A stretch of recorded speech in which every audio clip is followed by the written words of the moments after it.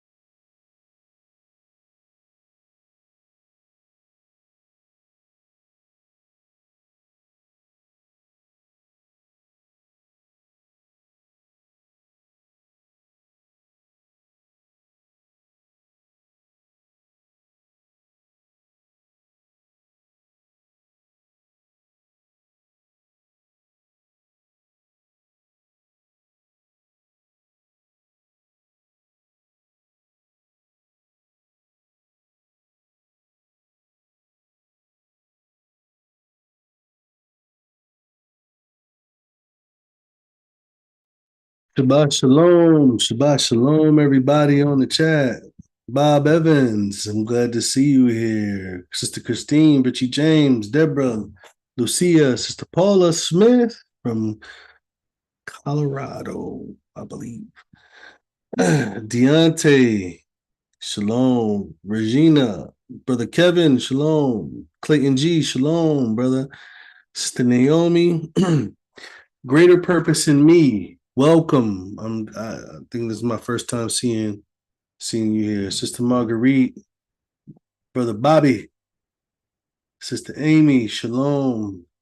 Brother Andel with the hand up, shalom. Jillian G, shalom, sister. Mr. Q, Shabbat shalom. You should be getting those notifications soon. Positive reinforcement, Shabbat shalom. Okay, Anton, shalom, brother. Brother Emissary, shalom.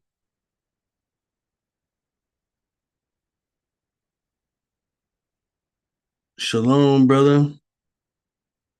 Yahushua Mashiach of Yahuwah, shalom. Simiyah, Shabbat shalom. Sister Brenda, Shabbat shalom. Christina Buchanan, Shabbat shalom. Mari, Shabbat shalom. Glad to see everybody hopping on. Make sure you like and subscribe if you haven't already.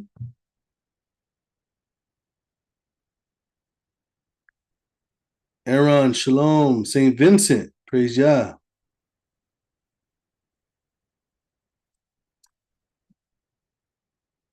Trinidad, Colorado, right.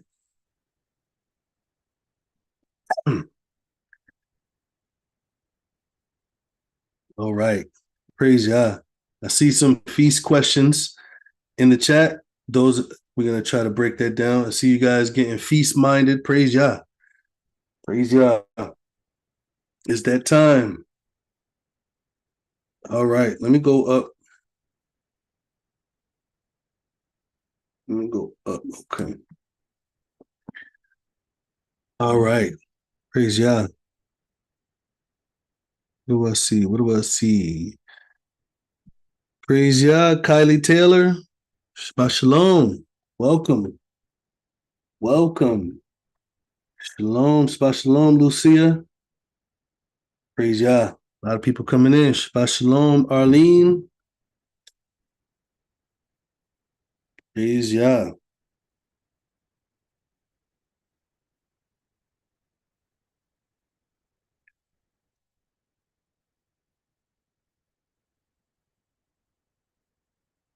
Semilla. Dios me lo bendiga. I hope I said that right with the right dialect. All right, guys. Praise Yah. Let's continue our fellowship, continue our question and answers. Really good questions at Assembly of Yahuwah platform. Please go subscribe if you haven't already, so you can catch. If you haven't caught the Q&A that starts at 8 o'clock, that's also live on YouTube as well. So you can go subscribe to that. We usually start there with the Assembly of Yahuwah, and then we switch over here at this time. So if you haven't checked out that, you can also join the I would say participate in the live Q&A that goes on Friday nights from 8 o'clock. So if you guys are just starting at 9:30, you missed like an hour and a half of Q&As.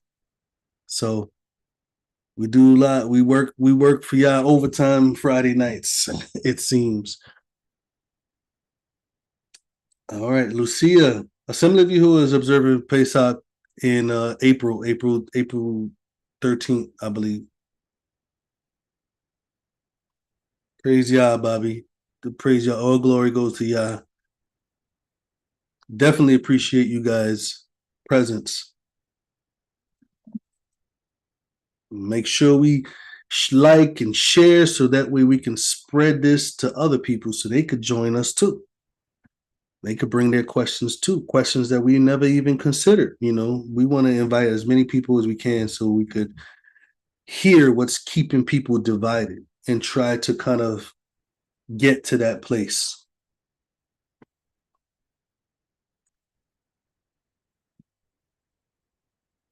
A little bit, Sister Simia, I'll speak a little bit. O'Dane, I see you coming through with the cookie. All right.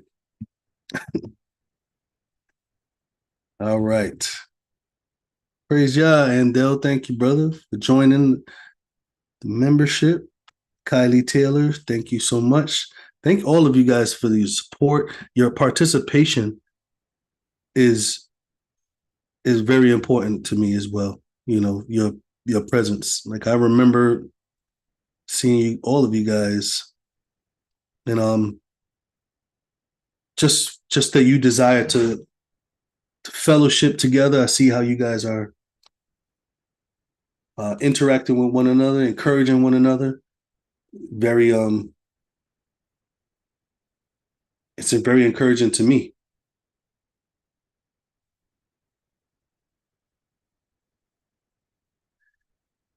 All right. All right.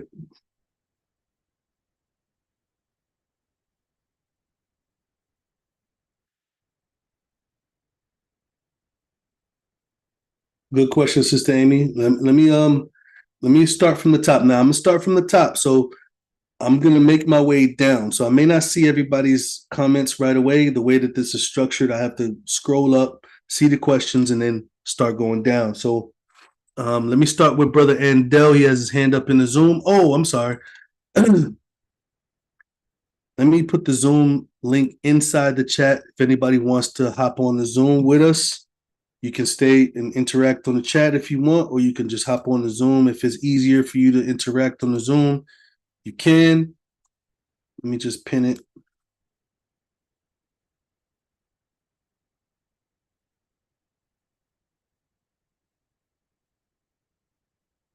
All right. Go ahead, Brother Andel.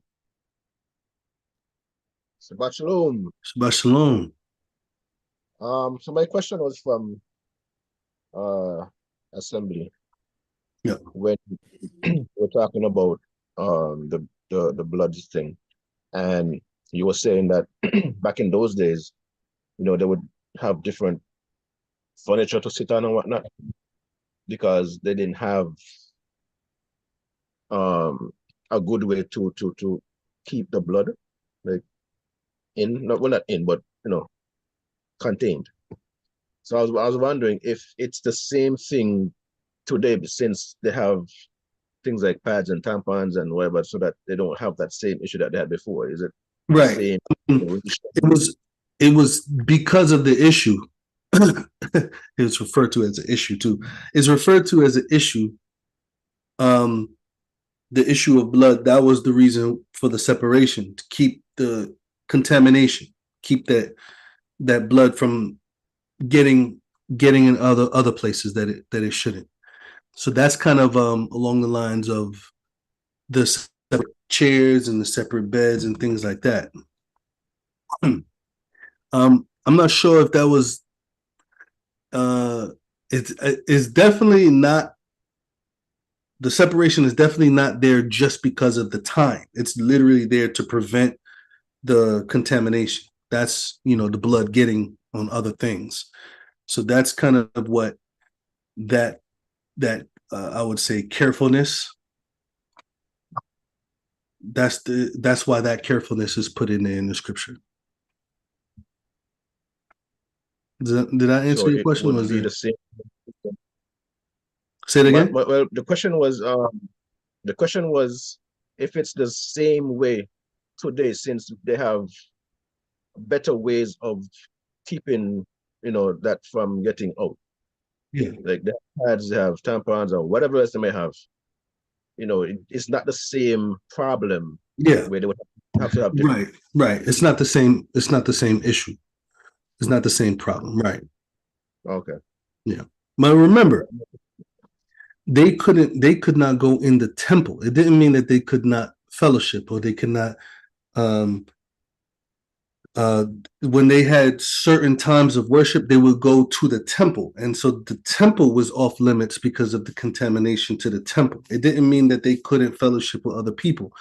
Fellowshipping with the other people didn't make other people unclean because they were around you or they rubbed shoulders with you.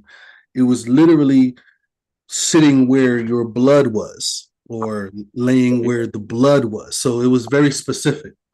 That's what I'm asking. Since you had different Since chairs they and have different right. So to is it the same contain, now? people contain that or able to uh keep it away from contaminating certain furniture and things like that is, it's the same principle, but because it's a different method of doing things, it's a little bit more easier to keep it away from the furniture and things like that. It wasn't like, oh, you're on your period, so if you touch the chair, now the chair is that's not how it was. Mhm. You know, Okay. yeah. But now that it's able to be contained a little bit better, even though I've seen many mishaps. I've seen many mishaps Yeah. in high I school, in a train station. I've seen many mishaps. So when people don't know it's coming and it just happens before yes, you go. yeah. So now it's kind of like, that's where the safety comes in. But that's with everything that comes forth out of the body. When a person is throwing up, it says even if a person is vomiting and spits on you, it says that you're unclean because you got to wash yourself and kind of cleanse yourself from that. So it's like it's definitely a protection method to keep us from natural things. Now, the question that came in before was, is that done away with? It can't be, because those natural things still happen. People still get sick. People still have diarrhea. People still produce these bodily fluids, and people still have open wounds, and people still have infections and, viruses and germs and all these things that is contagious. So there has to be this element of separation, you know. Yeah. Praise, yeah. Thank you. Yeah, really good question. Really good things to analyze, because sometimes people overlook these ideas and they're just going on life like it just doesn't exist anymore, and that's not true. Like the people are still going through the same thing. It would be in our best interest to apply the safety measures that Yah issues. Um, Brother Anton, Shabbat shalom, brother. shalom. Real quick, we were Why? reading. Why real quick? Take your time. Take your time. No doubt, no doubt. Thanks, bro. Um, we're in Genesis um 1 and 2. Just need some clarity and understanding on uh Creation of man? yeah, when Yah made Adam, Yeah. right? So we see in Genesis 1, he on particular days he made particular things. Yeah. And so on day 5 he made the birds and the sea creatures, and then Mm-hmm. on day 6 he made all the cattle and he made Adam, Yeah. right? Yep. When we get to chapter 2, um, when he gets ready to make Eve, verse 18, it says, and Yahuwah Elohim said, it is not good that man should be alone, right? I will make him a helper comparable to him. Out of the ground, Yahuwah Elohim formed every beast of the field and every bird of the air. So I'm a little confused. Like, Adam is already made, Right. right? And it's stating in verse 18, now Yah is making the animals to bring before him. Oh, past tense. Okay. Yeah. So he's basically reflecting on what Adam thought pertaining to his helpmeet, right? So he says here, he says, it is not good that the man should be alone. I will make Uh-huh. him a helpmeet. And then he says, and out the ground, Yahuwah formed every beast of the field, every fowl of the air, and he brought them to Adam to see what we would call them. And whatever Adam called the creature, that was the name. Adam gave all the names to all the cattle, but for Adam was there not found a helpmeet. And Yahuwah calls a deep sleep. So he's basically giving you what he's the initiative, like I'm gonna do this. And he's saying this is what happened. And then he continues to talk about what he did after that. So he's not giving you like a sequence of events. Okay. You know, he definitely already made the animals before man. It's just a matter of him saying, I brought all the animals to Adam, and he saw. Matter of fact, it says here, it says, and Adam gave names to the cattle and to the fowls of the air and to every beast. And then it says this, there's an implication here. But Adam, there was found no helpmeet. So there's an implication that when we look at nature, you're going to see a male and female animal, male and female bird, even Mhm. male and female fish. You know, you're going to see it. You're going to even see a male and female, well, mostly insects, reptiles, I would say. So this is what he was analyzing. So it's not, he was naming the cattle, and then he was just like, there was a notice, like he noticed there's no helpmeet for me. Got You it. know, all these things is two, two, two, two, two, and then I'm one. So it was an acknowledgement of what was being done before Yah put him in that deep sleep. Okay. And me and my wife have been debating. Uh it's kind of funny, but Uh-huh. what is that? Chapter 1, verse where is it at? I believe it's 20, verse 20, right? So my understanding leads me to believe that he brought the birds out of the water because on day 5, this is when he created the sea creatures, but he also created the birds, right? On Yeah, day 6 is when he created all the land animals and yeah, Adam, right? yeah. Hmm. So, I'm and not I trying. think, and I think I think she got me, but because I went to go read chapter 2, Uh-huh. and it states that on verse 19, out of the ground, you who have formed every beast of the field and every bird of the air, right? You see that? Hmm. Yeah. But in chapter 1, on day 6 and verse 20, he creates the birds with the sea creatures. Wow, this is a good one. um. Oh, okay. Give me 1 second.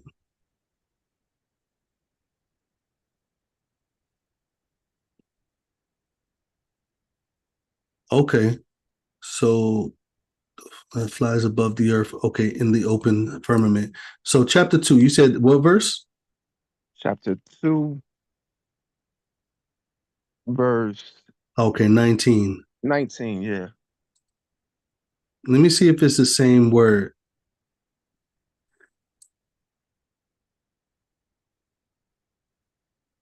Off bird.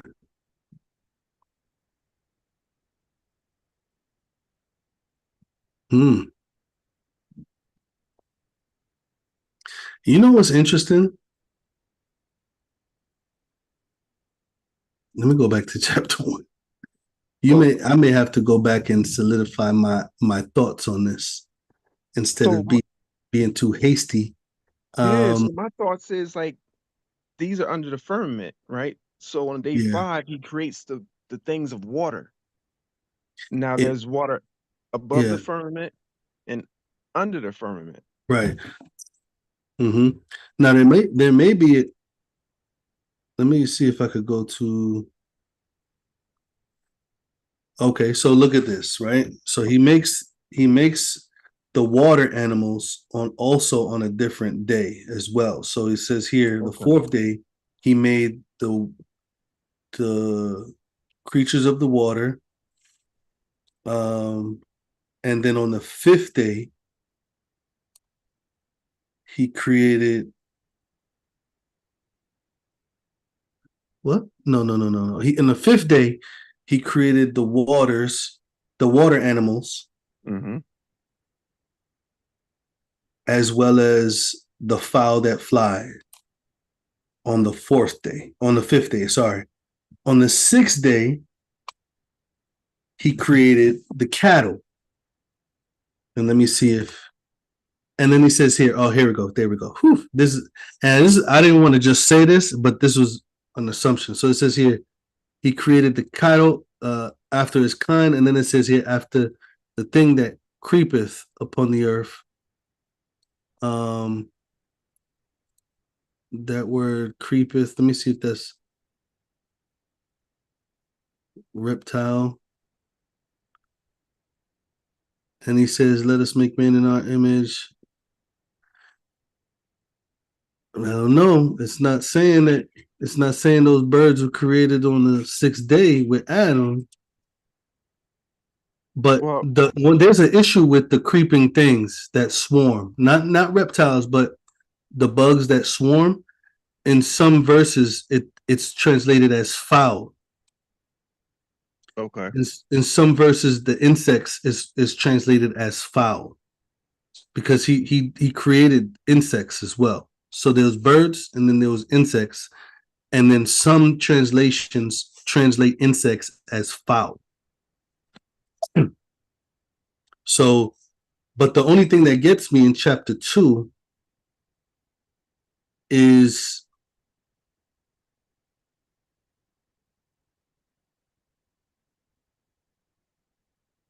okay. So, chapter 2, he's not telling you when he created the fowl, though. Here we go. So, verse 19 is not him telling you he's creating the fowl. Chapter 1 is telling you when he's creating the fowl. Chapter 2 is telling you when he brought them to Adam. Okay. And I So think that's a that difference. So he's not saying that he created all the animals the same time he created Adam here. He's saying all the animals he created, he brought to Adam at this time. okay. Well, see, me and my wife are debating where the birds came from, right? Because in Yeah, chapter 1, they came from the water. They definitely came from the water. okay, So that's chapter what I 1 was says they thinking. came from the water. Chapter 2 talks about all the animals being created, being brought to. Now he didn't bring the water animals to Adam. He didn't No. bring whales and stuff to Adam. uh, he brought all the cattle and all the birds to Adam to name them on that day. So it wasn't that he was creating it at the same time as he was bringing them to Adam. Now, it's interesting when you go, like, birds could go underwater. Yeah, yeah, Like, they can go, when they hunt, they dive in the water and they could swim underwater. The ones that's by the coast and things like that. yeah. Um, But yeah, absolutely. Chapter 2, verse 19 is not talking about creating animals. It's talking about bringing those animals to Adam. Okay, because I know she was saying it says it states out of the ground Elohim formed, right? Yeah. I think that's where she's saying they were formed out of the ground. And I'm like, nah, he created them on a totally different day. He created the birds and the sea creatures on the fifth day. He created all the land Yeah. animals on the Because sixth he, day. he categorizes them. He says, Yeah. out of the ground, Elohim formed every beast of the field. Yes. And then he says, and every bird of the fowl he brought to Adam to see what he would call them, you know. So he's not necessarily saying out of the ground, I made all the cattle and I made the birds. He's saying out of the ground, all the cattle that I made out of the ground and the birds of the air I brought to Adam. It's the it's kind of the structure of the well of the King James is the structure of the Old English. Yeah. All of the cattle that I made out of the ground and all the birds of the air I brought to Adam to see what he would name them. That's what it's saying. Okay. Yeah, but it's not saying that he formed all of the cattle out of the ground as well as the birds of the air and brought them to Adam. He's not talking about. He's not saying that. Got it.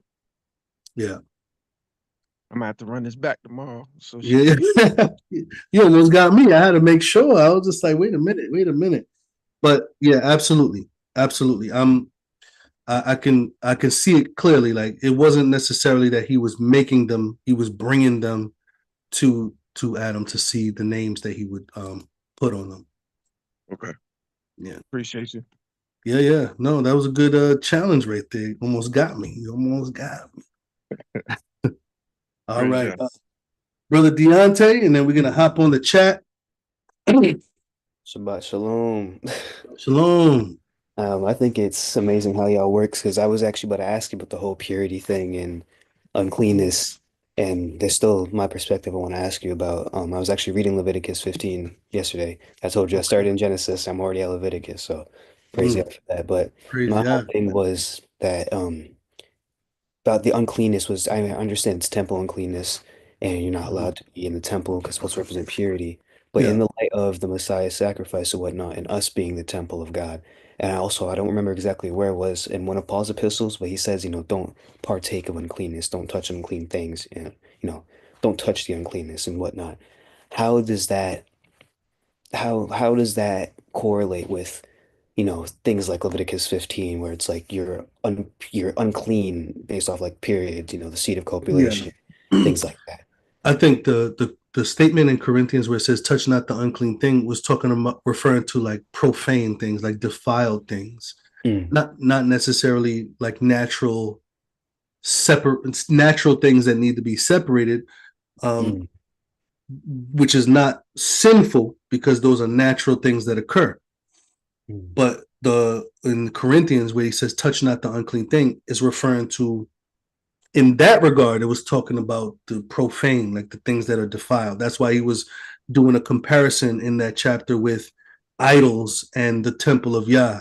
And was it that one or is the other one where he was talking about being one with the harlot? So either one, if you're in First Corinthians 6 or Second Corinthians 6, he's talking about defilement with the profane, with the sinful.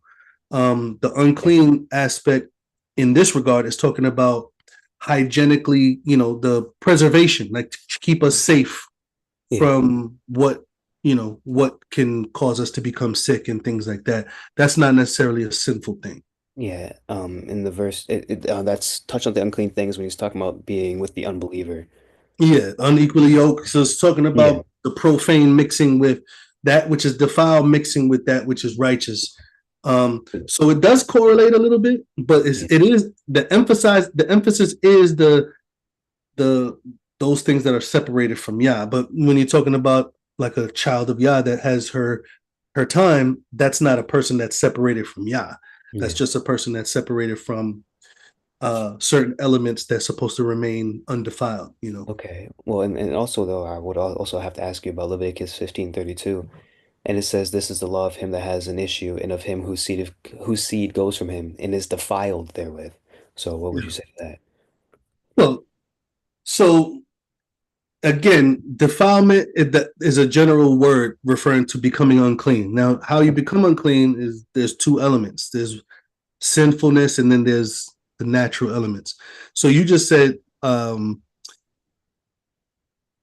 you're talking about the King James says copulation, Yeah, right? copulation. Yeah. So that's not a sinful scenario in a marriage, but there still is a hygienic thing that he wants to. And it's interesting, hopefully people not have kids up, but it's interesting how in regards to like copulation and cleansing and stuff like that, there is a effect that things have on pH balance and stuff like that of a woman and the bacteria and stuff like that. So Yah is basically just keeping us healthy in that regard. So defilement is not necessarily a term that means evil. Yeah. Because you could be defiled by natural causes. You could be defiled by, like, if I touch a dead body because I'm burying my brother. If I'm burying somebody that I care about, I'm not sinning because we're supposed to bury dead, but I am, in a sense, being defiled. I'm becoming unclean, not by sinful methods, but by natural methods. I'm touching a dead body. Yeah. But if I'm now sinning, now I become defiled because Messiah made a mention in Matthew 15. He says, what defiles a man comes out of the man. The sin of the heart defiles the man. So if I'm doing something outwardly and I become hygienically unclean, I'm defiling myself with physical, natural terms, not wicked, spiritual, profane methods. Yeah. And the whole reason why I ask is because the whole thing in Leviticus is about not going to the temple. But now the whole thing is where the temple. So like, how does that correlate? That's my right. So the physical temple had to be structured a certain way. The people who are now the temple doesn't necessarily have the same methods because of a certain because the representation that Messiah took upon himself. Yeah. So now the temple that we are is not under the same rules as a object lesson. Like it's a physical object lesson. Okay. Now we are not necessarily a physical object lesson because whether a woman has her time of the month or not, she's still the temple of Yah by herself. Yeah. If she's righteous, if she's a righteous woman, she's the temple of Yah, whether it's that time of the month or not. Okay. You see what I'm saying? So in regards to us congregating, it was never against the congregation. It's just when the congregation would go to the temple, you wouldn't be able to go because Yah wanted the temple to represent something that would fulfill something perfect. Yeah. So he had to keep that lesson clean. Yeah. So that would that also apply to like things like Passover? Because I've also read like how like a child born out of wedlock isn't supposed to partake of Passover. A child born in wedlock, because they don't know where you're coming from. A person, a foreigner, had to be circumcised first to even partake in eating it, the Passover, not celebrating the feast. Yeah, not the celebration of the feast, only in eating the Passover, because eating the Passover was a ceremony that Israel had to perform. Yeah. You see, so eating the Passover was a ceremonial, sacrificial thing. Even in Exodus 12, it says this is the sacrifice of Yahuwah. Yeah. This is Yahuwah's sacrifice. Let me say it that way. This is Yahuwah's sacrifice. Yeah. So the eating of it was a representation of something that had to remain pure. So you can't just have anybody just partake in. It's just like the bread and the wine. 1 Corinthians 11 says, if you eat the bread and the wine unworthily, then you are condemning yourself. Yeah. So these symbols has to even now remain perfect. And I'm not talking about the sacrifice of the Passover lamb, I'm talking about the bread and the wine. Even that has to remain as a perfect symbol. So you can't just grab some Wonder Bread and dip it in grape juice and say you having the bread and the wine. You can't do that. Yeah. That's like sacrilege. That's like you desecrating something that's like you're desecrating like a holy emblem, you Yeah. know. But only like it's not just bread and wine. It's just like when you come into the midst of people who's dedicating this time to remember what the Messiah did with the body, you know, with the bread and the wine. A person can't just come and do whatever he wants with it because it's dedicated to Yah. Leviticus says whatever is dedicated to Yah belongs to Yah. So if somebody comes and desecrates the bread and the wine after we dedicate it to Yah, you're now going against Yah. Yeah. Yeah. So that principle still remains even today. Okay. Well, thank you. I Yeah, appreciate it. absolutely. Really deep questions. Greater purpose in me. After acknowledging Yahuwah, the question is, after acknowledging Yahuwah, would it be proper to get remarried in his name if both partners agree? If both partners agree to get remarried in his name, I would never be against that idea. It's not something that I think it's a nice gesture to rededicate things that was not initially dedicated to him, to dedicate things to him at that moment. I do believe that Yah acknowledges the vows that you've taken and held on to. So that you've held on to, right? So you've held on to certain vows that you made, honorable vows. I think that Yah honors those things as well. But I think is an amazing witness to rededicate and those vows to Yah, especially in front of witnesses. You know, I think is a really good example for other people. Purim. Purim is the 12th month, I believe. Yeah. Purim is the 12th month. It's in the month of Adar.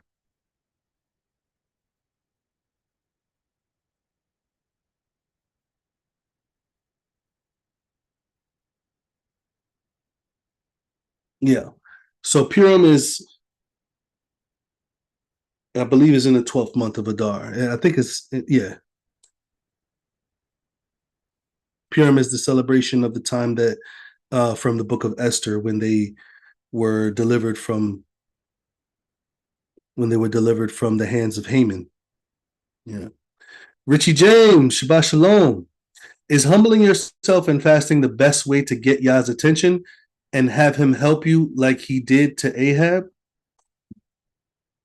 I don't think that fasting is what got Yah to pay attention to Ahab. I think what fasting helped his heart and mind do is what Yah paid attention to. When his heart and mind was basically directed to Yah, fasting helps that helps that happen. And you can even see that in the world, like the clarity of mind that you possess, where you can examine yourself with clarity rather than with emotion, to look at his word with a non-biased perspective or non-sentimental perspective. You know, fasting helps with a lot of aspects, not just physical, mental, cleans the blood, detoxes the body, allows your mind to be less foggy. This is where you make your decisions. So fasting would be the best way to utilize a practice that would assist you in examining yourself correctly and surrendering yourself correctly. So fasting is definitely a helpfulness, but there's a lot of pagan fasters out there. There's some healthy, wicked people out here. You know what I mean? People fasting, fruitarians, people receiving food from the sun these days. Like, it's amazing what people found out can happen. Like, your body is able to actually, you know, feed off of. It's a natural. It's how Yah made the body. But if that's not going to cause your mind to go to Yah, if that's not going to cause your heart to loose the bands of wickedness, go check out Isaiah 58. Check out Isaiah 58, and you'll see that the whole purpose of fasting is to literally loose the captivity that you have in your mind over the things that you're addicted to. and to be free from those things, so that way you can not only help yourself but help your brothers around you. So that's what Yah saw Ahab doing. It wasn't that he was necessarily just fasting, is that his heart and mind was in a different place than what it was when he was doing all that craziness, So, but check out Isaiah 58. It definitely describes the nature of what fasting is supposed to produce. My brother Bob Evans from Macedonia says, help him understand this statement. Exodus 23:19, you shall not seethe a kid in his mother's milk. Okay, that means that you're not supposed to slaughter a goat or a lamb or any animal of the flock while it's still breastfeeding. Like, you have to wait until the animal has matured before you offer it up as a sacrifice, or even before you eat it. The Jewish people interpret this as mixing meat with dairy. It's not talking about mixing meat with dairy. It's talking about not allowing the animal to be weaned before you slaughter it or offer it or use it for any food type purposes. You allowing it to mature to a certain place before you separate it from his mother. That could be a benefit to the animal state of the parent animal state that continues to have other animals, or you never know. The way that people are treating animals today is like, ripping the babies. Like, you can see kind of like the reaction of animals when the babies are just ripped away from them. You know what I mean? So there's like this method. He's saying, you're not supposed to cook a cattle or a kid or a goat while it's still, before it's weaned from its mother's breast. I think that's I've seen animals respond when you mess with their child at that age. But when a child gets older, so I've seen like even bears like would go crazy if you mess with their cubs. But then I'm not sure if it's polar bears. When a polar bear gets a certain age, they say that the mother gets senile. The mother is kind of like, all right, like, stop following me now. You know what I mean? Like, stop following me now. You're go and continue to do what Yah created you to do. I'm not. I don't think the bear is saying that, but naturally, it's ingrained. When a baby gets a certain age, it's now time to move from taking care of a baby to allowing it to be a part of the pack. So that's what I believe that verse is saying. I think that is very clear. You shall not boil a kid or a baby goat. You should not boil a goat in his mother's milk, like while it's still breastfeeding. It has nothing to do with boiling a goat in a bowl of milk. It's not talking about that. All right. Good question, though. Daughter of Yah. Do some people say that we should only celebrate the Shabbat and the feast if we are in Jerusalem? Yes, some people do that. Some people do say that. Some people say that because of the emphasis of the land. Some people say that because of the emphasis of the location of the temple. Both of those things are not a factor, because Passover was celebrated first in Egypt, and then it was also celebrated for 40 years in the wilderness. So I'm not sure. They got land. When Yah gave them land, he told them, okay, now we're going to do it here. But for 40 years, they were not doing it in Jerusalem. They were doing it while they were wandering. So the idea of being so stringent on it has to be here, where was that when it was first given to them? That wasn't there. So we shouldn't also have that in our mind as well, especially since we see it even in the New Testament. You see Paul celebrating unleavened bread at Philippi, which is not in Jerusalem. But he was trying to get to Jerusalem by Pentecost, but he celebrated unleavened bread in Philippi. It didn't say he sinned against Yah because he didn't do it in Jerusalem. It was a preference for him to be with his brothers that was in Jerusalem, not for him to be in Jerusalem, but for him to fellowship with the brothers in Jerusalem during that time. But he did keep unleavened bread with the Philippians.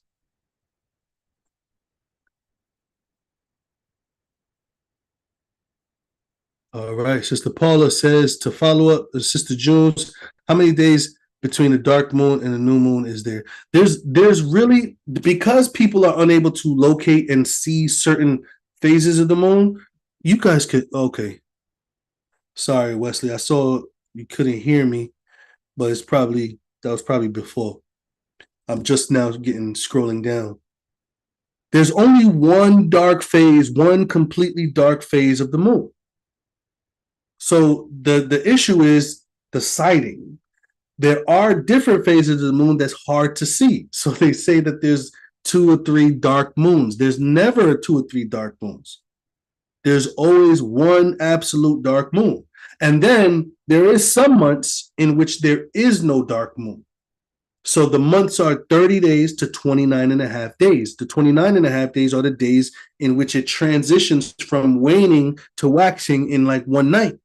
You know what I mean? So if you think about that, if you're going to start the month in a dark moon, there is some months where no dark moon comes. So how would you start the month on a dark moon when there's some months where there is no dark moon? You know, so there is only one dark moon that occurs in that one of those 30-day months. It lands right at the end. And then on those 29 and a half day months, there's a transition from waning straight to waxing. So, and that's from me tracking it. So if you track it, you'll see, your eyes will start to adjust with the shape of the phases. And you could tell you can even look at the half moon. And you could be like, well, that's not really half, or that's a little bit more than half. You can start to acknowledge certain things like that. I'm not like a perfect examiner of the moon, but I've been doing it to the point where I could tell the difference between full moon and the day before the full moon, when it's real bright white, and then when it's full, it looks totally different. I noticed that people don't notice it, but the full moon looks totally different. Like today would be day 1, right? So if you count 15 days, keep it in mind, 15 days. Today is 1. Tonight is 1. So 14 more nights. On the 15th night of this month, I want everybody to kind of check out how the moon looks from the day before, from the 14th day of the month to the 15th day of the month. We're going to do a little test. We're going to do a little, all of us going to do it together. Right now is the first day of the month. We're going to wait until the 14th and 15th day of the month, and we're going to examine how the moon looks at that time. And we're going to see if we see any difference between those 2 days. I really feel confident that you guys are going to be able to notice the difference. Shalom, everybody. Shabbat shalom. Really good questions, guys. From Jamal Bryant's camp, because I called out his hypocrisy. I'm not sure who Jamal Bryant is. So if you want to give us some more insight on that, Bobby. Shabbat shalom. Praise Yah, Sister Amy. Yeah, absolutely. I'm looking forward to seeing you more. I also it sounds like you guys are trying to stop fellowshipping over here. Praise Yah. Let's keep this going. Let's let's become a page where people come, and it's a nice environment, but it can keep on growing as long as we all kind of help too. I can't catch everybody acting crazy on the chat. So, but you guys can kind of redirect them. Don't be mean, but redirect them. Started major detoxification from Christianity. Right. No, I understand. You know what? I have a few videos. One is called Why I Left Christianity. It's a 3-part series, kind of going through the history of technical aspects of Christianity. And then I got one called The Falling Away. I think those would be very helpful in recognizing those things. Maybe we can kind of go over that together one day as on this page when we as we're going through our 4LC University. 4LC University is now on Sundays. Saturdays is to be determined, because Saturday nights, not Shabbat, Saturday nights, my wife and I is going to do, according to my brother Charles, who gave me this idea, we're going to do like a fellowship time discussion. And then Sunday night would be Sunday night 7:30 Saturday night, 7:30. Sunday night, 7:30 would be 4LC University. Yah willing, we'll have the opportunity to do this full time, and then when things are full time, it's gonna be on. I see the vision. Brother Emissary, now we are, and Brother Emissary, I'm here with you right now. I'm here with you right now. Your question is one of those questions. So, but I'm gonna be,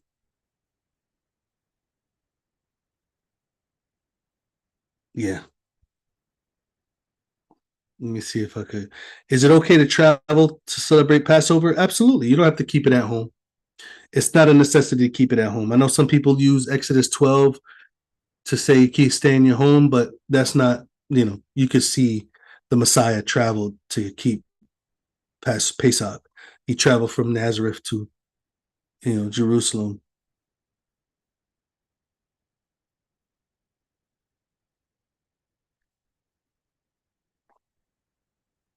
Praise Yah, Sister Amy, with the Genesis combo.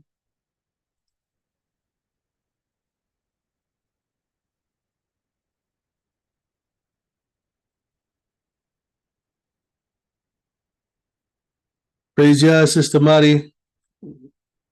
Praise Yah, Simiyah. Thank you for being Spanish translator of the chat. Thank you so much.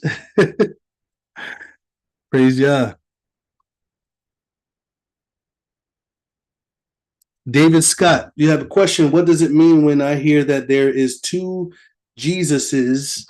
And also, how did Jesus die on the cross, or was he nailed to the cross? I'm not sure what they say two Jesuses is. I think people are referring to the description that people give him as a man that came to do away with the law, a man that came because he is the Most High himself. That is a different Yahushua. That's not the one of the scriptures. It's kind of like saying Allah is the same. Allah is just the Arabic term for Elohim. So Allah, if you had an Arabic Bible, you would see Allah instead of Elohim. Allah is not, Allah of the Quran is not the same as the one of the scriptures, because it's a different description.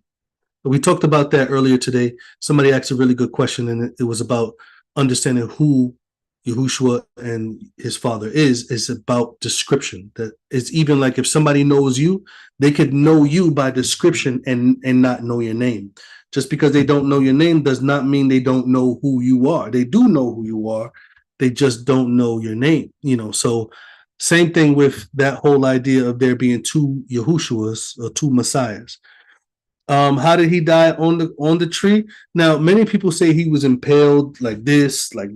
I could care less, but the scripture does say it's a stake. Now, when a post was erected as a stake, the cross beam was not considered like a cross. It's kind of like if you look at Brother Charles, he's probably not here, but if you look outside on a light pole, you'll see some light poles would have a cross beam, but that's just a technical term.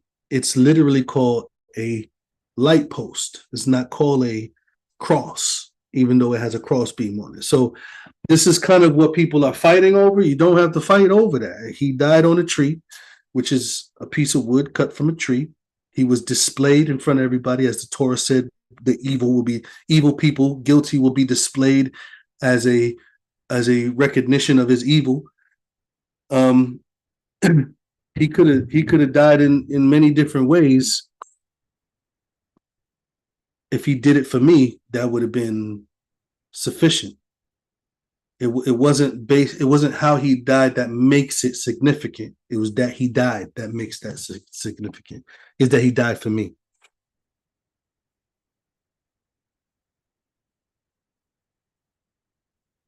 All right, I got a confirmation about the animals in his mother's milk by Sister Francis. Shalom, Sister Francis, wherever you are. Let me see. I'm gonna pull this. Brother Charles and Sister Francis. You said Leviticus 22, verse 27. It says here, when a bullock or a sheep or a goat is brought forth, born, then it shall be 7 days under the dam, and from the 8th day, and thenceforth it shall be accepted as an offering. Praise Yah. Absolutely. You see that? You see that? Whether it be a cow or a ewe, you shall not kill it and her young both in one day. See that? Gotta let it wean for a time. Thank you, Sister Francis. Confirmation with the Torah. This is what I'm talking about. This is what I'm talking about. Thank you, guys. Go ahead, Brother Deontay. Shalom. I just had a question about Matthew 28:2, where it's talk about the Messiah and his resurrection and whatnot, because we always had it as like the Messiah was the angel of Yah, right? But my question was in Matthew 28:2, it says, "And behold, there's a great earthquake, for the angel of Yah descended from heaven and came back and rolled back the stone from the front door and sat upon it." So this would be a different angel, and if so, it's still Oh yeah, he, absolutely. why, All the angels are the angels of Yah. It doesn't mean that all the angels are the same messenger. mm, So all the angels are the angels of Yah. Well, let me say that again. All the set apart angels are the angels of Yah. mm, All the fallen angels are no longer angels of Yah. mm, So just because you're a messenger don't mean you're a messenger of Yah. But if you are righteous and you are sent by him, then all of his righteous messengers are messengers of Yah. It don't make you guys of the same order. You don't have the same headship. Messiah is a different type of messenger. Nobody is on the same level as that messenger or that Malakim is that Malak is not the same as Gabriel. No. Gabriel so is a angel of Yah, but he's not the same as Yahushua or the messenger, which is Yahushua. yeah. So the, Yahushua's message is him being the word of Yah. He's the ultimate messenger. Go ahead. I'm sorry. no, it's okay. My only thing with that is, and how can we know, like in Tanakh, that when it says talking about the angel of Yah, that it's the Messiah, or if it's another angel? Would it just be context? Yeah. Everything has to live in context, Mm, or we're going to be just using every single time we see the words. We have to use the context is what tells us why we have to see it that way. hmm So Exodus 23, Judges 13, Okay. Judges 2, there's certain times where it's like, who else is going to be? But then there is some other time where it's kind of like, you don't really know if he decided to send him at this time. And then you have the Daniel 10 situation where you have Gabriel coming, but then somebody else comes. So you have to utilize context in order to kind of be solidified. But it's not good to just place one statement. It's kind of like the word Elohim. The word Elohim is all over the scripture, but you can't always put it on Yah. You can't always put it on Yahushua. You can't always put it on man. You know what I mean? You can't always put it on a false deity. As context would tell you how Elohim will be used in that place. So All right. Thank you. yeah, absolutely. Emissary, if you can repost your question, I think it's a very good one. I'm not sure if I'm skipping questions. Like I said, my computer is not like a fast loading computer. I'm trying to be very slow with it, but every time I scroll down because of all of the messages you guys are putting up, it's kind of skipping certain things. So I don't want to skip anybody's questions. If I skipped your question, please consider like rewriting it at the bottom. Richie James says, "Do you have any idea of what Yahusha wrote on the ground in front of the adulteress and the Pharisees?" Based off of context, I think it was like commandments that reflected the sins that the people were living in, because he says, "He who has not sinned cast the first stone," and then they started to drop it from the eldest to the youngest. So I would assume or speculate that he must have been writing something that made them aware that he knew their sins. They stoned a lot of people without any type of guilt of their own sins. So it seemed to be like they saw Yahushua kind of exposing them, and he was kind of like, they were like, okay, I could see he's writing this commandment. I don't know if he know I did this before, something along those lines. But again, I'm just speculating based off of the context of what the statement says. So that's kind of what I would. That's what I would like. That's what I would like to believe it was.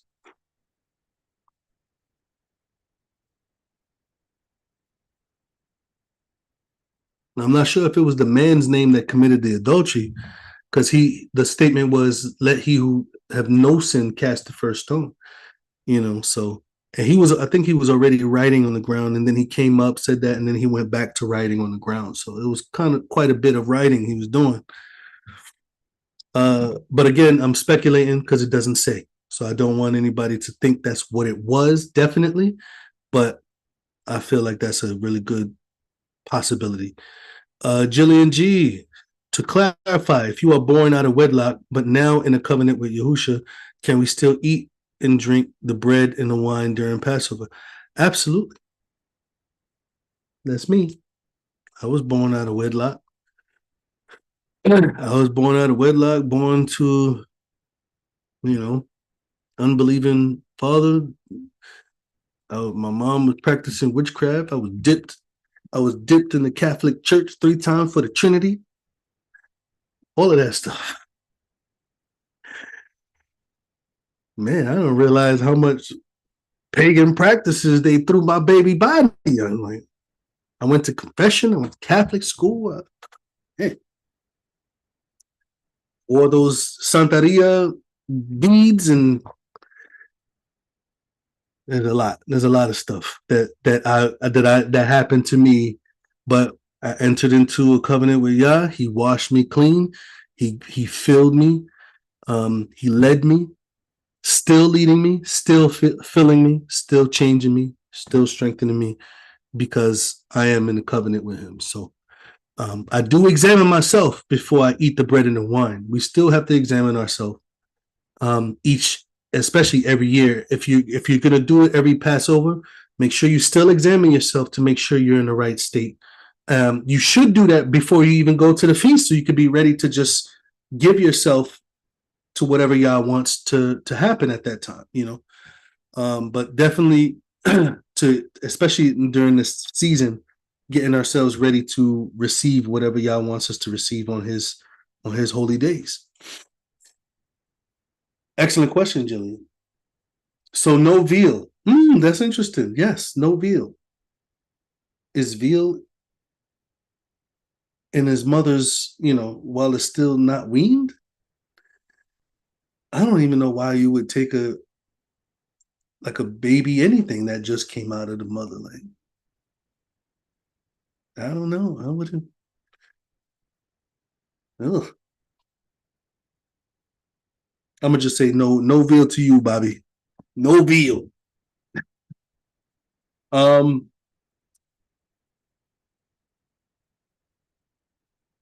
Purim is not, Sister Marcia. Purim is not a command from Yah to celebrate. It's a historical event that they created, a celebration that surrounded this particular historic event, because they went through that together in that particular time. It doesn't mean that the other 10 tribes had to celebrate Purim, or it was literally the tribe of Judah in Babylon, dealing with this situation where they wanted to wipe out the Jews, and Yah kind of delivered them in that sense, and they celebrated that event. Many of us should be doing that as well. The reason why I say that is because there's many times we forget what Yah did for us, and if we kind of put a monument around special moments that Yah was involved in our life, I believe it will help us to remember the hand that Yah has in our life when hardships come, you know. But it doesn't mean that even me and my wife, we have certain celebrations of what we experience with Yah. It doesn't mean that our kids have to celebrate that with us for the rest of their life, or it's a celebration to them to recognize what Yah did. No, but it is nice for me and my wife to remember how involved Yah was with us. Really good question, Sister Marcia. Okay, see, I scrolled down and it skipped 1,000 statements. All right, everybody, maybe slow down on the chat. Maybe my internet is not as fast as I would want it to be. Do you use vowel renewals in the assembly? Oh, you mean vow renewals? Okay. I don't see why not. You know, you going before Yah. You desire to rededicate something to Yah. Absolutely. You know, people are getting immersed another time as well. You know, because they want to do it differently. They want to do it better. You know, so it's definitely a conscious situation with you. We do weddings. So if you was doing a vow renewal, like a wedding ceremony, we've done weddings before. Even yeah, we've done weddings. We've done a wedding during Sukkot. My wife and I did, you know. So yeah, we do weddings, immersions. I feel like what are those? Like I don't know what to call it. We do weddings. We do, you know, I don't know what to call it. I was told the Bantu language is the original Hebrew. Is that correct? I have no idea. I doubt it. I doubt it. But it doesn't negate the fact that there could be mixing to the point where, like, an Israelite could have been in that area and taught the people a certain thing, and they may have adopted the language. You know what I mean? Language is a very funny thing. It's not necessarily, you don't necessarily have to be the exact thing to actually have elements of another language in your culture. You know, you can't. You know, I think Aramaic is like that. Go ahead, Brother Charles. Shabbat shalom, brother. But shalom. Yeah, and saying that, yeah, it is funny though. It is funny how you say certain languages is certain tribes of people and different stuff. Like in America, let's just take Jamaica. Like when in Jamaica, it's not a coincidence that they say "Yeah, man." You know what I'm saying? You may think it's a coincidence, but when we was in church, your grandma was saying Hallelujah. Thank you, Lord. She was saying thank you. Yeah. She was saying Well, thank you, yeah, Lord. But she wasn't noticing that she was saying thank you, Lord. She knows stuff like that, things like that. But that's what I was just thinking about. Hey yeah, brother, when you was talking about when your hoose stooped down, that's in John 8, right? yeah. I'm not sure if it's John 8. You feel like pulling it up real quick? I want to I'm ask you something. This was not something I sure was if thinking. is it in John or is it in Luke? I'm not John sure. 8. Is it in John 8? Okay. It may be the one account. So John 8, 1 through 11. John, you said John 8, 1 through 11? Yeah.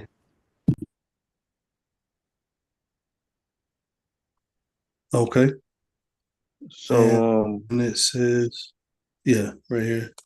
so at first Yahushua was sitting down. He was just sitting down at first up there, and then when he gets down here, It Right. says he stooped to the ground after all of them said something. When Right. he stooped to the ground, he wrote on the ground, and they which heard him was convicted. Before all that, when he first stooped to the ground, what is that first? You said when he first stooped to the ground? Yes. When he stooped, he says he stooped to the ground and wrote when they said this to him, this is when he stooped to the ground. So when he stooped to the ground before they asked him this question, when they asked him a question, it says here he lifted up himself. He stood up, he stood back up, and then he told them, the statement, he that is without sin cast the first stone. And then again, he went back down and continued writing on the ground. And then it says Uh, here, they that heard it, being convicted by their own conscience, went out one by one, beginning at the eldest to the last. And Yahushua was left alone with the woman. Mm-hmm. uh, all right. So can I tell you what I was thinking? It was saying to me the whole time, all these years, just in case I may be wrong. So to me, I was thinking he stooped and wrote down on the ground as if he was listening to them, right? But at the Yeah. same time, he was writing like the foundation, right? Rights of me, like something he was thinking. I don't know. That was something I was thinking when he stooped down, and then he stood up and he said, "Which one of you, without sins, cast the first stone?" And he stooped down as if to say, "Which one of you can lift me up to cast me at her or get me to condemn her? Because I am that." So I was thinking that stone to condemn her. Because later on he says, "I come not to condemn you, but to whatever." So what you Right. think about that? Yeah. I mean, I think it would be like, No, because it just I know it may I sound think crazy, but I that's think what I was thinking. yeah. I'm not. I don't think it sounds crazy. I think it's just. I think it's kind of like it's an idea that has to be developed with more elements than just this statement. But it's not. It's kind of like it's a stretch, but there's been different statements that kind of you know hint at something like that. I just haven't seen. I mean, I've heard it before. I've heard somebody mention it. I think at one point, long time ago, I mentioned it as well when I was reading it. Um, but again, I wouldn't be able to teach that just off of that statement, especially considering that that's the only place that is located. So people are even arguing if that's even a real situation that happened because that's the only place that you could find it. So I wouldn't use it to teach that because all the other situations that come with that. But I would just simply show that their conscience was pricked because he was I just see that he was they felt exposed. So I'm pretty Oh, sure okay. some of them could have picked him up and threw him at her if that was the case, but they were more convicted in their conscience to what he said and was doing rather than um you know it wasn't necessarily about who he was, it was more about what he said to them that kind of messed them up in their mind. Right, that's what I was thinking. I know he was talking about the stones, but I was thinking like it was an extra message for us to look at. But that's all I was saying. But praise y'all. Wow. All right. Praise God, brother.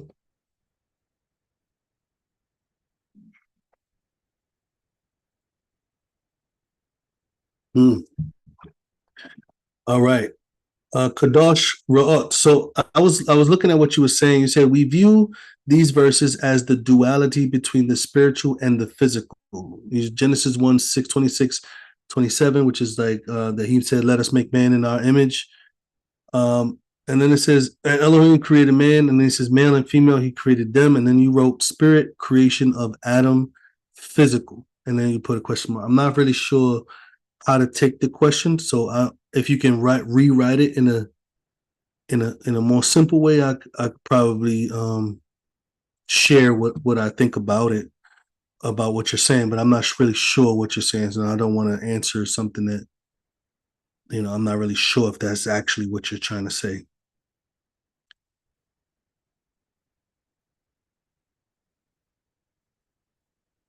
All right. Okay. Thank you, emissary. You rewrote it. All right.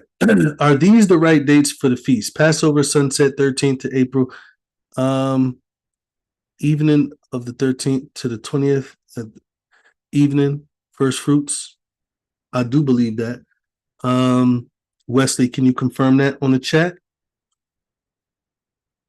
I believe that's the date. That's the dates that we have. The 13th, April 13th to the 20th. Yes, Wesley, if you're watching, do some work in the chat. Andel, you said, I see you here, Andel. So it must be obvious. But how does one examine themselves exactly? Okay, praise God. That's a good. Just examining a person that examines themselves is basically determining in a more focused way whether or not they've been walking uprightly before Yah at that moment, especially closer to the time, people repent, people turn, people reform their lifestyles at many different points in time. But Yah wants us to re-examine ourselves. Things can creep in, practices can creep in. We could just start allowing things in slowly, and the enemy kind of takes advantage of those things. So reevaluating ourselves, kind of like what Passover is, re-examining, checking our houses, looking for the leaven to remove the leaven. So looking for the leaven in our life that we need to remove, we need to do that before Passover unleavened bread, not during. You don't remove the leaven during unleavened bread. You remove it before. So that's the examination. The examination that happens when you partake in the bread and the wine is the examination of looking at your house and removing the leaven where it doesn't belong. Well, leaven doesn't belong. Sin doesn't belong nowhere, but looking to see what books, what TV, what movies, what practices, what things you've been allowing, and to cut that off. Brother Bob Evans, in reference to the angel of Yah, the Strongs also, they have different numbers for Yahushua. It's H4397, Matthew 28. Can you use also to show the difference? You said Matthew 28. Matthew 28, what? To show, you said different numbers for Yahushua. Well, one is Hebrew, one is Greek. So one is using a Hebrew alphabet, one is using Greek. Okay, let's take a look at that. I see the question, Bobby. You watched the video on when our bodies are changed to a body like Messiah, will my tattoos disappear? I hope you don't think this is it. No, it's not a silly question, bro. No, don't think that, man. No impurities will be left on your body. Your body would be what would be referred to as a spiritual body. It will be a spiritual body. It won't be an earthly body. Just like if you had a disease in your body, you're not going to rise up in righteousness with the same disease. So your tattoos and all the things that shouldn't be on the body, even the ailments, even the sicknesses and the weaknesses and the deformities and all of these things won't be a factor in the new body. You said G28. I don't see G28. I see G2424. So you said Matthew 28. You said G. Maybe I'm looking at it wrong.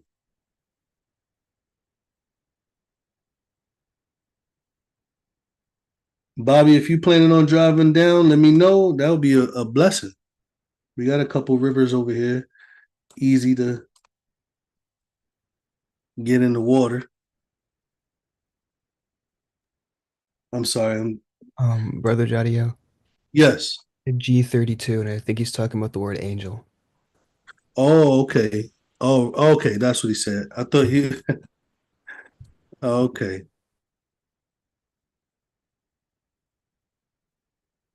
So the difference between Malak and Anglos. I think that's what he's referring to, right?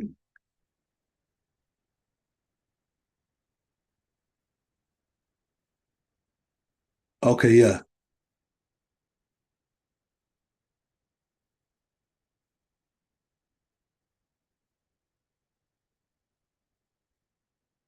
Praise, yeah. I think I got to the. No, I didn't. Dang, the thing just started to load on me, man. You guys type a lot over here. All right, so the Greek word G32, I believe is a little bit limited. Let me see if it to lead by, to bring, right? To bring, which makes sense. A messenger. The word angel is the Greek word agalos, agalos. So it's like a person who leads, a person who gives a message. In the scripture, it's not always referred to the heavenly messengers. Let me see, let this load.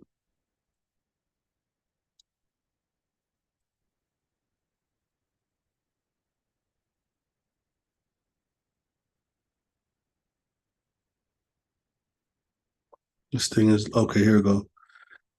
So when you're looking through how it's used, the word angelos or the Hebrew word would be malak. So it's here, sent my messenger. This is referring to, I believe this is talking about John the Baptist. Call him an angel or malak.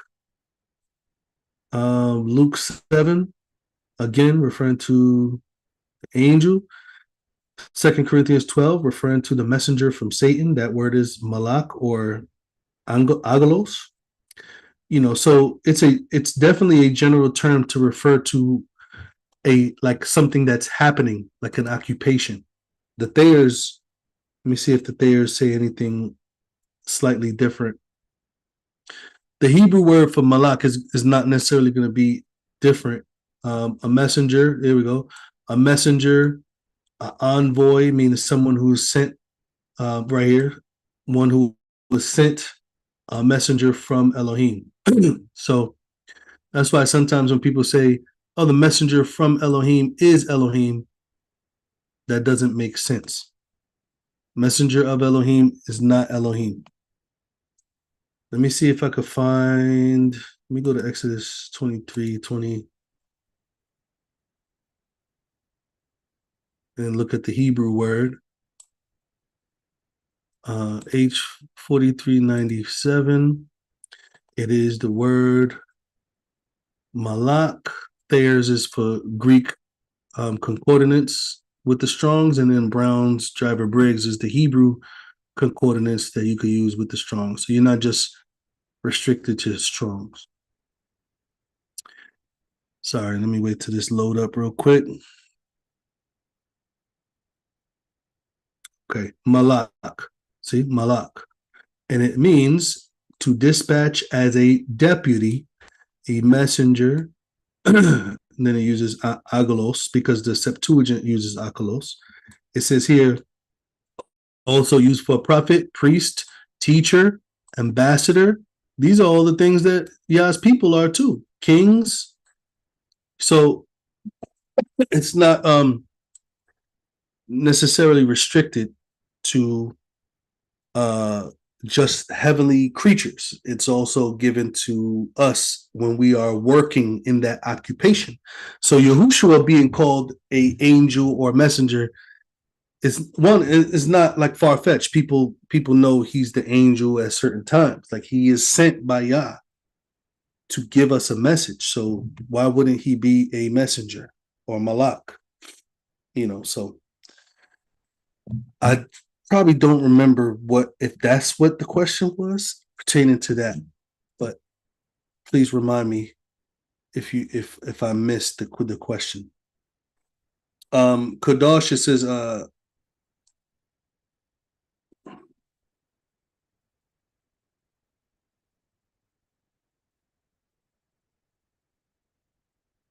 okay, we can test it out.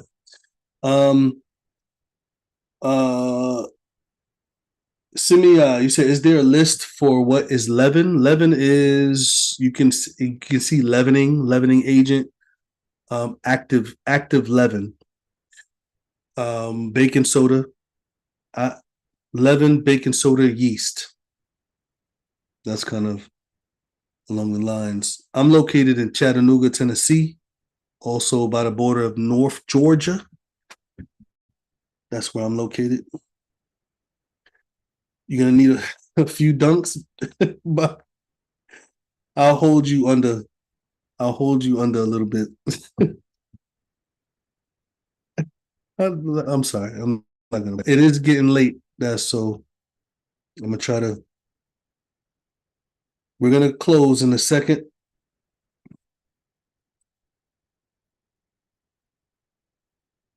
Well, if you look in the back of the products, you'll see yeast extract. You'll see not necessarily yeast extract, but you'll see yeast. You'll see baking soda. You'll see baking powder. Kind of that yeast, baking powder, baking soda. There is yeast that's not leavening agents, like nutritional yeast is not a leavening agent. So it wouldn't be considered leaven because it doesn't leaven anything. So anything with baking soda, yeast, baking powder. All right.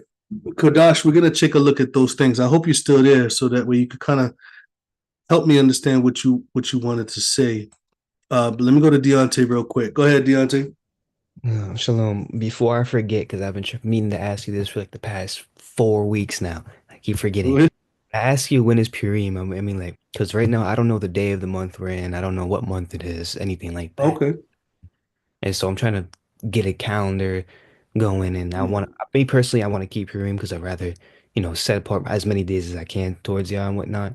But what do you know what day we're in and what month we're in now, so I can This start would keeping. be I believe this is the 12th month, I believe. So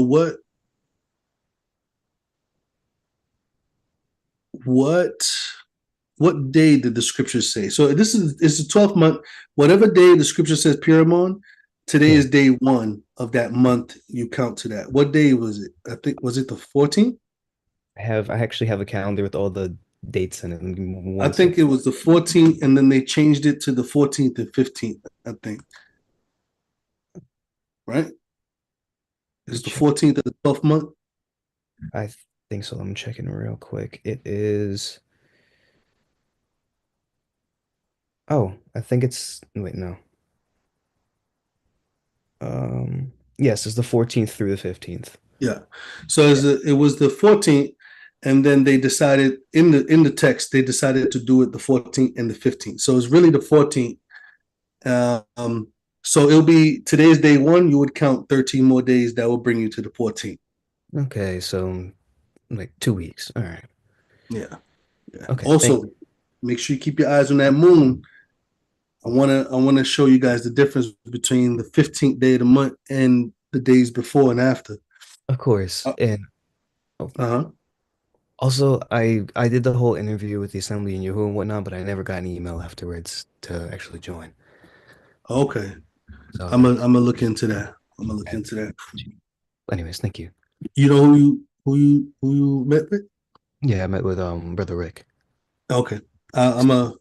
Me an email. I haven't gotten it. I don't know. It might take a couple of days, or maybe don't have my. I don't know. I think it's a lot of flow right Yeah. now. Okay. So there's even some people in the chat that I interviewed. So it's it should be coming. It's just a lot on the admin team or in Assembly Viewer. So All right. I just but you should be getting something soon. But okay. I'm gonna check specifically with you what happened. All right. Thank you. No problem. All right. So now Kadash says Genesis 1, 26, 27, where he creates man. I think Genesis 2, 7, where he breathes into man. And then I believe 18 and 22, we're going to double check. It says, as representing both the spiritual and the physical aspects of creation. For example, when it says Elohim created man, male and female, he created them. Does this refer to the spiritual side while the creation of Adam refers to the physical side? When you say the spiritual side, what aspects, what do you refer to as the spiritual side of creation in regards to that? Like what that I would need you to say that. What would you say is the spiritual side of that creation time when he created Adam? Does this refer to the spiritual side while the creation of Adam refers to the physical side? I believe that chapter 1 and chapter 2 is referring to the same element. When he created man, it was kind of like a package. It was like a package creation, like his conscience, his character, his heart, his will was all as he was creating the man. So I believe it was like a package thing. Like he was creating the man, which is the living being pertaining to righteous likeness of Yah, consciousness, will, the will, those things reflected Yah's will. So the spiritual aspect was the will, the desire, the character, the righteousness, and then the flesh that he made from the dust. Of course, Yah is not made from dust, but the flesh that he made from the dust kind of encompassed the like the nature of the person that he created. So I would say it's kind of like a package thing. When he made man in Genesis 1, and also when he made man in Genesis 2, it's the same description. And when he made the woman, she was kind of made, well, the difference is she was made from the rib of Adam or the substance of Adam, but she was developed with the same type of conscious will, righteous standard that Yah put in her, so I hope that kind of affects. So we are a combination. Check out 2 Corinthians chapter 2. 1 Corinthians chapter 2 talks about us having a spirit, and it was referring to the mind. Your mind is referred to as your ruach. Your reasoning, your rationale is referred to as your ruach. So the same thing, the mind of Yah is referred to as the ruach as well. When he gives you the ruach, you receive understanding. Your mind becomes transformed when you receive the ruach or the mind of Yah. So the spirit was encompassed in your mind, your conscience, your ideas, your the way that you are, your character is in this flesh. And then there's going to be a time in which that which you have been, the righteous man that you are developed, the righteous woman that Yah has developed, will be the will, the consciousness, the character will be in a immortal body. So you are still you. Your body is new. That's the difference. And that's when you get a spiritual body, but you have a spirit. When you are born again and you receive the Ruach of Yah, you become a spiritual minded, spiritual willed, spiritual desired person. You become a spiritual person. John 3 verse 6 says, he that is born of the flesh is flesh, he that is born of the spirit is spirit. So you become spirit because you're like who you are, your nature, your will, your desires, your mind is now renewed by the spirit of Yah.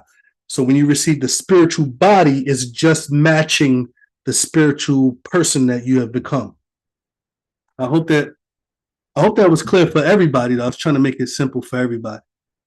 But I think that was a good question because it comes up a lot: soul, spirit, all of those things. So throughout the scriptures, everything is encompassed in the man. And then those different elements are broken down as you continue to read.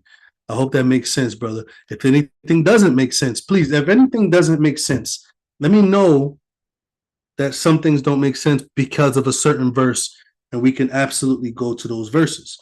Yeah. Let me go to Brother Charles. You had your hand up?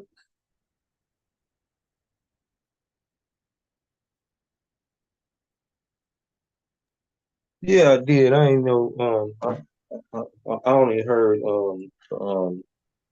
what we was made out of from Genesis. That's what I was hearing, and it just made me just keep just all I could think of is y'all knew all the stuff would connect. Like you was born of the soil, the dust of the earth, and I looked it up in the Strong's, and it's gonna say Mm, soil or ground or whatever else it's gonna say. And Yahushua said, right. one who sows the seed on good ground, all this different stuff.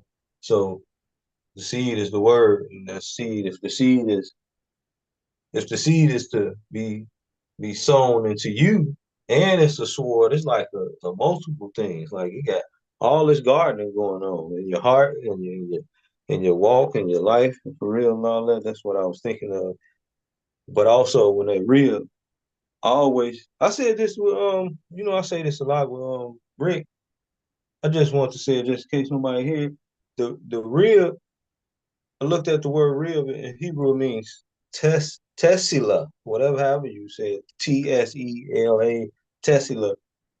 It means rib.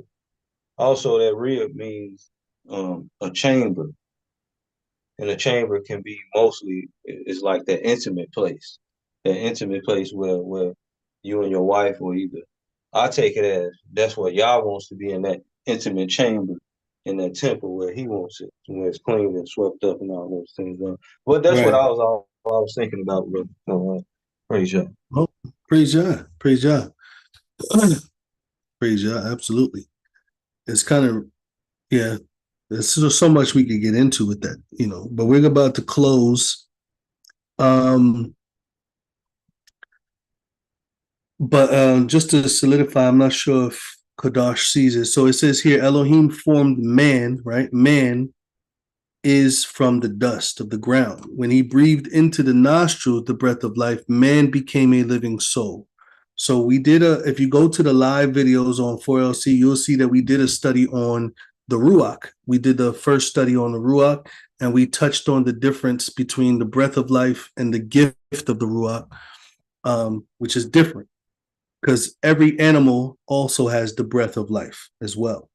So breath of life is not the gift of the Ruach. But man is everything that man encompasses, his will, his thoughts, his mind. And then when man received the breath of life, man became a living creature, a living being. This goes to this aspect here.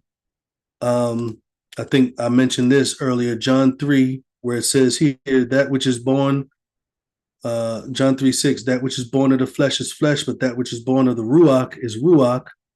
And we have John 1 telling us here, as many as received him, he gave them power to become the children of Elohim, to them that believed in his name. And then it says, which are born. And then there's a separation between you and the blood that you have. There's a separation between you and the will of the flesh, the will. There's a difference between you and the will of the nature of man, but you are born of Elohim. What does this mean? The prophet Ezekiel says that this means that your mind or your spirit, let me see, I think it's 36.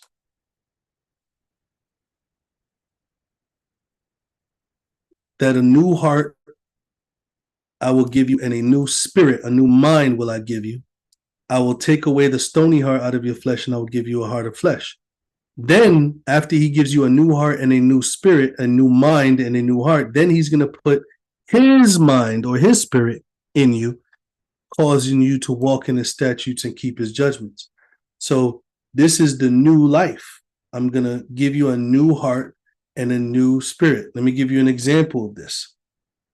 So when he created man, man was created with the likeness, a heart that was like Elohim, a spirit that was like Elohim.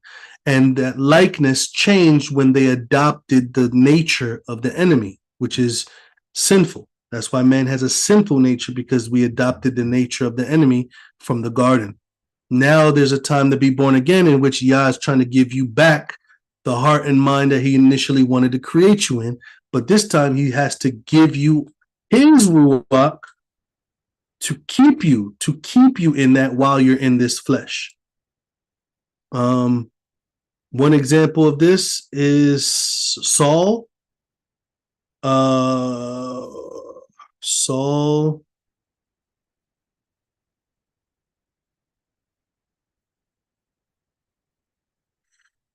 First Samuel chapter 6. It says here, and then we're going to close here.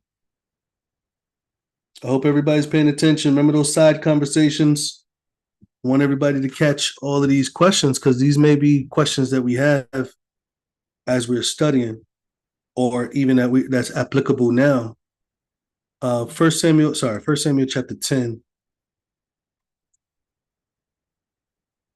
Yes. So look at this. Saul, it says here, the Spirit of Yah came on Saul, and it says, you shall prophesy with them. And then it says, you shall be turned into another man. What does this mean? Later on, it says it right here. It was so that when he turned back to go from Samuel, Elohim gave him another heart. Saul was born again, my friends. Born again experience right there. First Samuel chapter 10. So that's the spiritual aspect of you. The spiritual aspect of you is the mind, the will, the desire, the heart. Those things is you. When Yah made man, those things were intact. They were his likeness. They reflected how he thought. They reflected how he felt. They reflected what he desired. And when man desired something else, it no longer reflected that. So then Yah gave us an opportunity to be redeemed, and we are born again. He gives us he changes our nature, and then he gives us his ruach to maintain or to seal that nature while we're in this flesh. Then he gives us a new body to reflect that new heart and mind. So I hope that all of those verses can clearly show you the development of what Yah is doing when you are being born again, when you are becoming another woman or another man, when he's giving you a new heart and a new mind, or AKA spirit. This is what is happening. It's very simple when you identify terms in the most simplest way. When we take the word spirit and make it metaphysical and spiritualistic, that's where the difficulty comes in. That's where the confusion comes in. But when you leave it the way that it is very simple to surrender to and to allow him to start working on those elements. So praise Yah. I hope this was a blessing to you guys. Absolutely, Sister Kylie. Ruach, mindset. When one is born of the Ruach of Yah, that one, through the renewing of their mind, will have the mind of Messiah. Praise Yah. 1 Corinthians chapter 2, verse 16. Torah mindset. Absolutely. The law written in the mind, the law written in the heart. Praise Yah. This is definitely a blessing. I hope that you guys come back tomorrow, 7:30, it's to be announced. So it's either we're going to go into our study or we're going to have fellowship time. I believe it's fellowship time, but I want to make sure that my wife has rest and is okay. So I see you tomorrow, 7:30 p.m. Eastern time, and Sunday, 7:30 p.m. Eastern time as well. So praise Yah. Shabbat shalom. Yah bless you guys. Yah keep you and guard you. I look forward to spending time with you tomorrow. So Shabbat shalom, guys. Shabbat shalom, fam. Shabbat shalom.